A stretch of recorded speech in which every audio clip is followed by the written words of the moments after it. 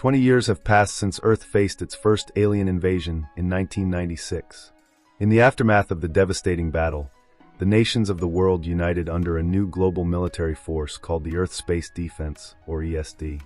With salvaged alien technology, humanity rapidly advanced, developing new weapons and interplanetary outposts to guard against future extraterrestrial threats.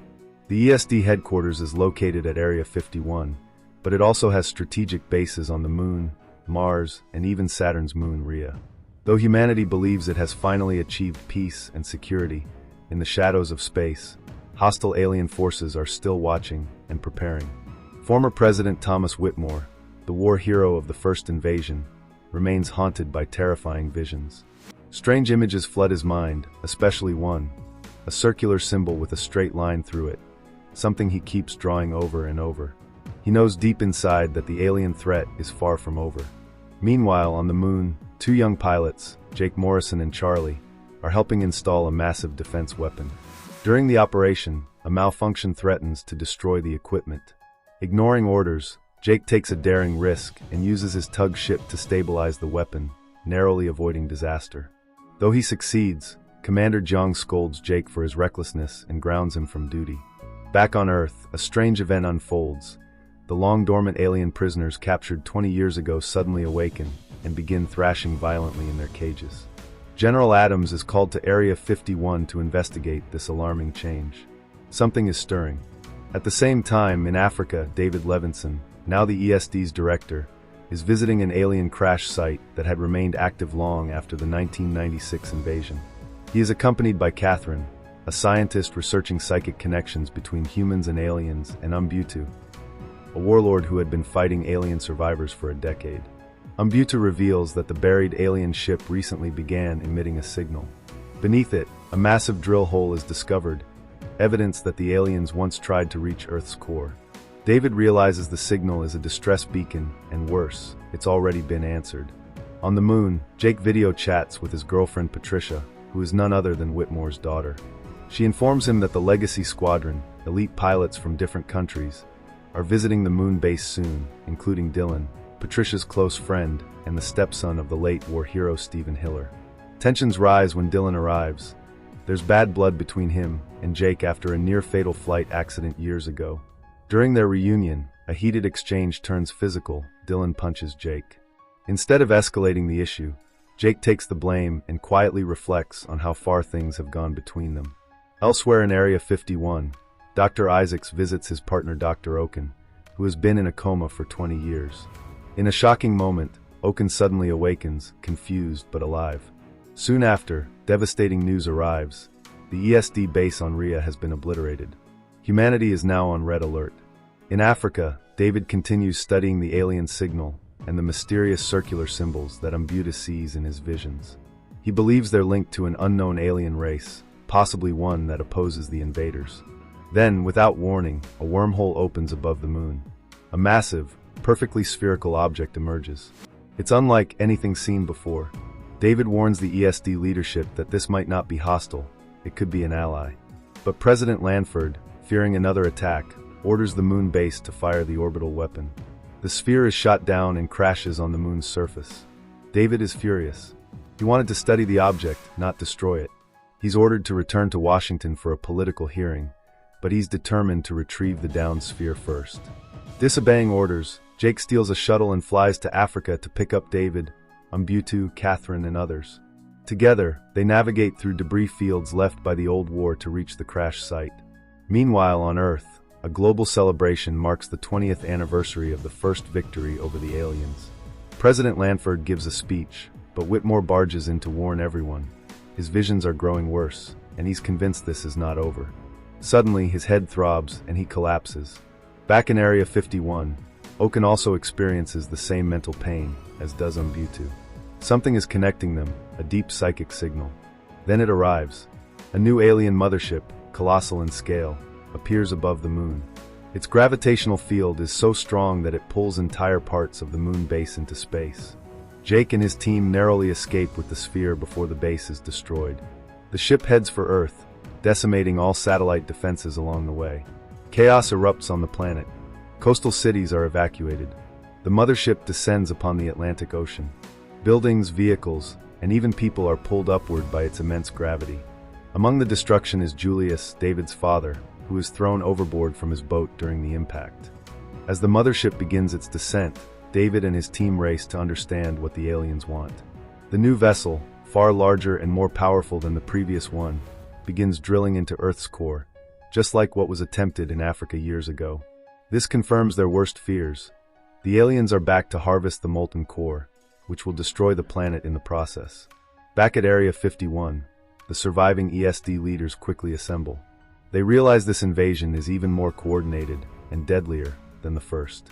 Whitmore, now partially recovered from his psychic breakdown, warns everyone that these aliens are part of a massive hive ruled by a central queen.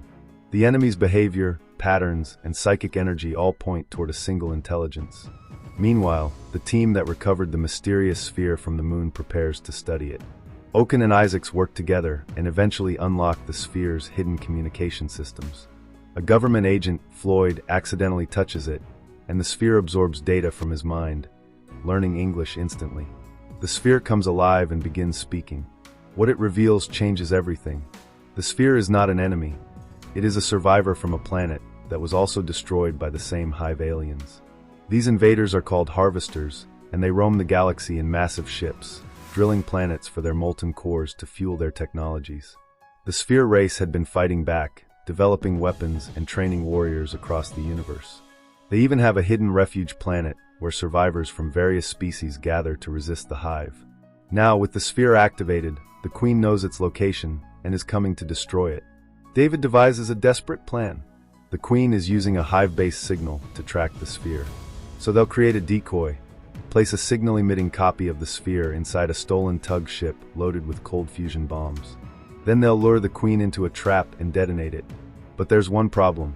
With satellites down and autopilot functions disabled, someone will need to manually pilot the ship, a suicide mission. Whitmore volunteers. Despite Patricia's protests, her father insists on seeing this through. He already feels partially connected to the hive and knows the Queen can sense him. He plans to use that link to lure her directly into the trap. Patricia, torn between love and duty, ultimately supports her father's choice. Meanwhile, Julius is discovered alive by a group of orphan siblings. They rescue him from a wrecked boat and begin their journey across the country in a van. Along the way, they find a school bus abandoned with dozens of scared children inside. Taking charge, Julius drives the bus toward Area 51, determined to protect them. Inside the mothership, Jake, Dylan, Charlie, and other surviving pilots are hiding. They've crashed during an earlier bombing run, but survived by entering the ship's atmosphere. As they navigate the alien ecosystem inside, they witness the Queen preparing for a final assault. Her technology responds to her thoughts. Everything inside the ship is alive and connected. Patricia receives a final psychic warning from her father. The Queen knows the trap is coming. She runs to Adams and David, but it's too late. The Queen deploys an energy wave that knocks out all the jets and communications. The bombers fall, crashing before reaching the Queen. Area 51's defenses are destroyed. The U.S. President, Lanford, is killed in her bunker during the blast. General Adams is named acting president as panic spreads. Oaken's lab becomes the command center. With Umbuta's help, they decipher alien texts drawn by the sphere. It talks about an intergalactic resistance and confirms what the sphere already said. The only way to win is by killing the Queen, not her ship. Jake, Dylan, and the surviving pilots steal alien jets from the mothership's hangar. To create a distraction, Jake openly insults the aliens, even peeing on their floor. The enraged soldiers chase him, but his team arrives just in time to scoop him up in a stolen jet. They narrowly escape through the closing hangar doors and head back to Area 51. The Queen, now aware of the trap, suits up in a massive armor-plated exosuit. Her hive energy shields make her nearly unstoppable. But David has one more idea. If she's focused on the sphere, they might still bait her. Oaken places the real sphere inside a hidden isolation chamber and loads the decoy into the armed tug ship. Whitmore boards the ship and flies toward the Queen.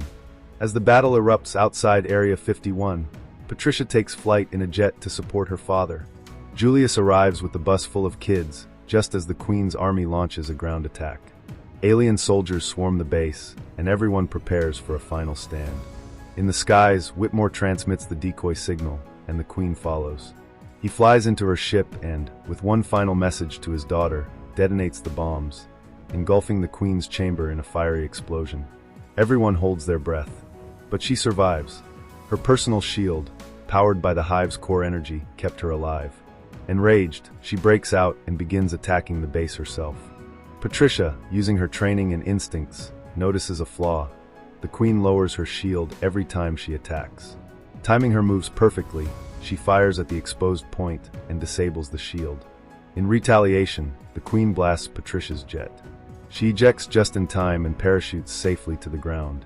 Dylan and Jake rejoin the fight, now using alien jets with enhanced power. They fire at the Queen as she begins marching toward the base, targeting the sphere's location. Oaken and Isaac stay behind to protect the sphere, but alien soldiers invade the lab. In the fight, Isaac is mortally wounded. Oaken has to say goodbye as he finishes the aliens off. Outside, the Queen is struck by more fire from the jets, but she uses her hive link to summon parts of the destroyed alien ships, forming a new shield around herself. David and Julius, now driving the bus full of children, try to escape as the Queen charges toward them. The last few pilots activate the jet thrusters manually, forming a spiraling wall of fire, a fiery tornado, to break through the shield.